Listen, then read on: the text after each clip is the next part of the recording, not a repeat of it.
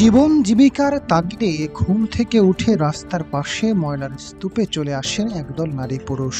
লক্ষ্য একটি প্লাস্টিকের বোতল, তামার তার, অব্যবহারযোগ্য জিনিসপত্র সংগ্রহ করা। কেউ কেউ আবার ময়লা গায়ে মাখিয়ে কাজে লেগে পড়েন। টোকানো এই জিনিসপত্রই বিক্রি করে চলছে তাদের ভাগ্য পরিবর্তনের স্বপ্ন।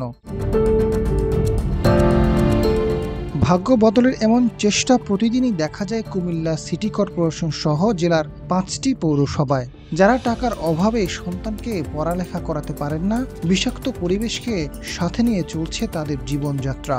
হ্যাঁ, এখানে আমার কাজ কাম করে, এখানে কাজ করে দুর্গন্ধ বেশি, আবার মাছি মশা অত্যাচারে এখানে থাকা যায় না।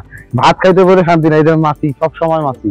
নাকের গন্ধ বা বিষাক্ত পরিবেশ নিয়ে চিন্তিত নন তারা, উল্টো কে কত বোতল কুড়াতে পারবেন প্রতিযোগিতা চলে সবার মধ্যে। এটা সব বাসাবাড়ি থেকে তুলে এনে আমরা লাকসাম পৌরসভার ডাস্টবিন করেছে, ডাস্টবিন পয়েন্টে আমরা ফেলা দিয়ে নিয়ে যাই।